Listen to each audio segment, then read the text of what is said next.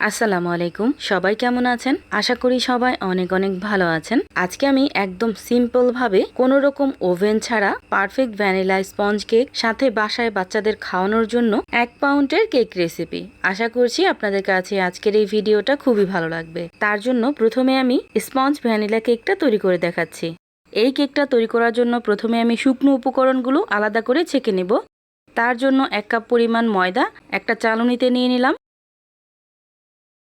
আর দিয়ে দিলাম 1/4 টিস্পুন পরিমাণ বেকিং সোডা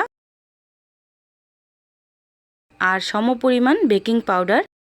এখন এই শুকনো উপকরণগুলো খুব ভালোভাবে আমি চেলে নিব। চেলে নেওয়া হয়ে গেলে এখানে আমি দিয়ে দিব 1/4 টিস্পুন পরিমাণ ইস্ট আর কিছুটা পরিমাণ দিয়ে দিব লবণ। এখন সব কিছু একসাথে খুব ভালো করে মিক্স করে একটা সাইডে রেখে দিব এই শুকনো উপকরণগুলো। এদিকে 2টা বাটিতে আমি 3টা ডিমের সাদা অংশ আর 3টা ডিমের কুসুম আলাদা করে নিয়েছি। আর এই ডিমগুলো কিন্তু ফ্রিজের থাকতে হবে না, ফ্রিজের বাইরে নর্মাল তাপমাত্রায় থাকা ডিম। এখন এই ডিমের সাদা অংশটাকে আমি ইলেকট্রিক বিটারের সাহায্যে খুব ভালোভাবে বিট করে ফর্ম করে নিব।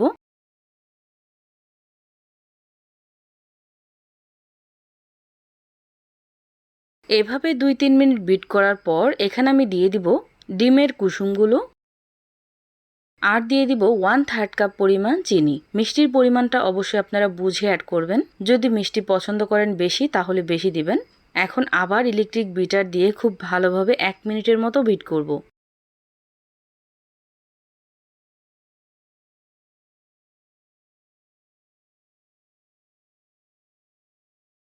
এক মিনিট বিট করার পর এখানে আমি দিয়ে দিব 2 থেকে 3 ফোঁটা ভ্যানিলা পেস্ট্রি। আপনারা চাইলে এখানে ভ্যানিলা এসেন্সও ব্যবহার করতে পারেন। আর সামান্য একটু দিয়ে দিব অরেঞ্জ ফুড কালার, এতে করে কেকটা দেখতে ভালো লাগবে। 2 চামচ পরিমাণ দিয়ে দিলাম রান্নার সাদা তেল। এখন আবার আমি 1 মিনিটের মতো বিট করব।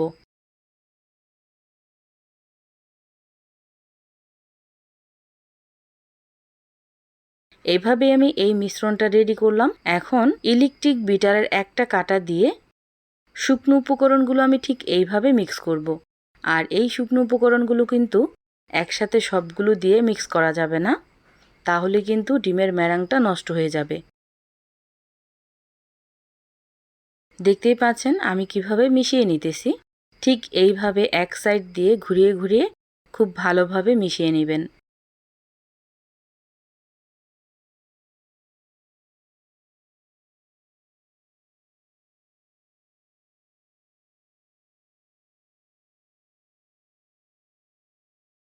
এভাবে আমি কেকের এই মিশ্রণটা রেডি করে নিলাম। দেখতেই পাচ্ছেন ব্যাটারটা কিন্তু অনেক বেশি পারফেক্ট হয়েছে। এখন এই ব্যাটারটা আমি কেক মোল্ডের ভিতর নিয়ে নিব। তার জন্য একটা কাগজ এইভাবে কেটে দিয়ে দিছি আর কিছুটা পরিমাণ তেল মেখেও দিয়ে দিছি। এদিকে এই মিশ্রণটা কিন্তু আমি 2 বাটিতে নিয়ে নিলাম। এখন আমি কেকটা বেক করতে চলে যাব। তার জন্য একটা হাঁড়ি আগে থেকে আমি চুলায় বসায় রাখছিলাম।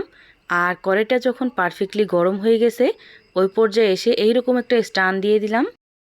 আর চুলার আঁচটা একদম মিডিয়াম টু লো হিটে রেখে এখন কেকের বাটিটা বসিয়ে দিব আর এভাবেই রেখে দেব ঘড়ি ধরে 20 মিনিটের জন্য।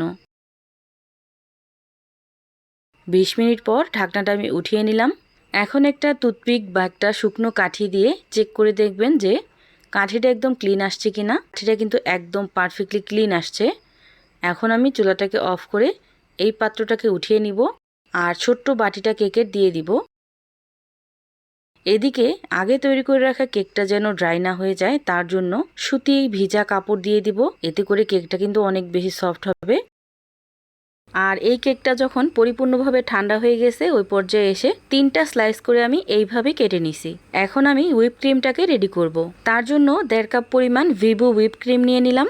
আর এই ক্রিমটাকে আমি আধ ঘন্টার জন্য নর্মাল ফ্রিজে রেখে দিয়েছিলাম। সব সময় ভিভো ক্রিম ব্যবহারের আগে আধ ঘন্টা নর্মাল ফ্রিজে রেখে দিবেন। এখন এইভাবে বিট করব 3 থেকে 4 মিনিট পর্যন্ত।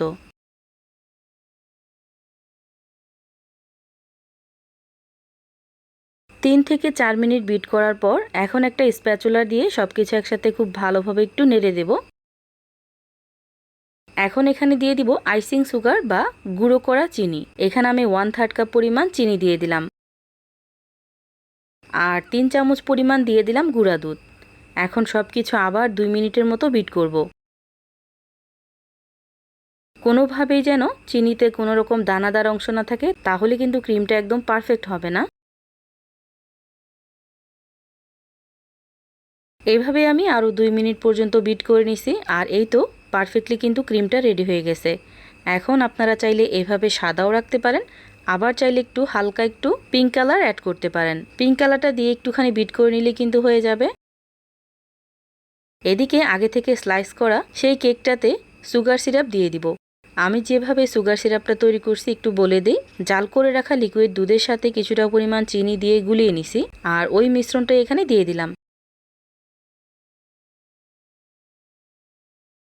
এভাবে আমি 3টা লেয়ারেই সুগার সিরাপটা দিয়ে দিলাম। এখন অল্প করে 2টা লেয়ারে এইভাবে ক্রিমটা লাগিয়ে নিব। আপনারা চাইলে বেশি করে ক্রিমটা দিতে পারেন, তবে যেহেতু বাসায় খাওয়ার জন্য এই জন্য আমি অল্প করে দিয়ে দিলাম।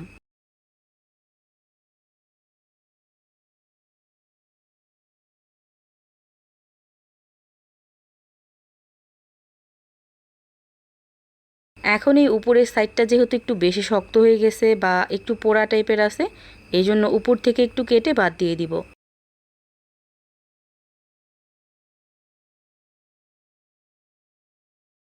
এখন আমি পুরো কেকটাকে ক্রাম কোট করে নিব, মানে অল্প করে ক্রিমটাকে দিয়ে এইভাবে আমি সমান করে তারপর নর্মাল ফ্রিজে 10 মিনিটের জন্য রেখে দেব। 10 মিনিট পর আরেকবার উপর দিয়ে আমি ক্রিমটাকে লাগিয়ে নিব। এভাবে হয়তো সবাই পারেন বা জানেন, তবু আমি একটু দেখিয়ে দিলাম। এভাবে আমি ক্রিমটা দিয়ে একটু সমান করে নিলাম। এখন আমি সিম্পল একটা ডিজাইন দেখিয়ে দিতেছি। 2D নজেল দিয়ে ঠিক এইভাবে গোলাপের শেপগুলো দিয়ে নিব। দেখতেই পাচ্ছেন কেকটাতে কিন্তু আমি একদম কম ক্রিম ব্যবহার করছি।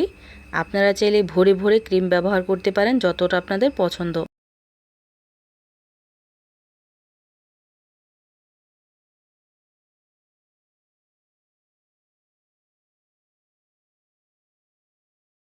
এখন পিঙ্ক কালার ক্রিমটা দিয়েও ঠিক এইভাবে ডিজাইনটা তুলে নিব।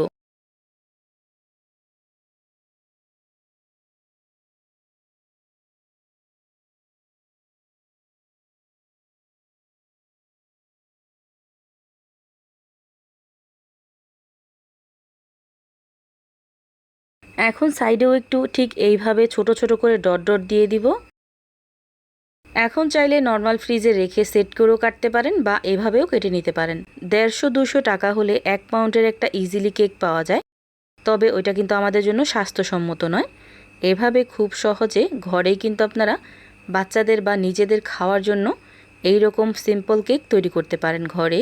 ভিডিওটা আপনাদের কাছে যদি ভালো লেগে থাকে তাহলে লাইক, কমেন্ট অ্যান্ড শেয়ার করতে ভুলবেন না। সবাই ভালো থাকবেন, সুস্থ থাকবেন। আল্লাহ হাফিজ।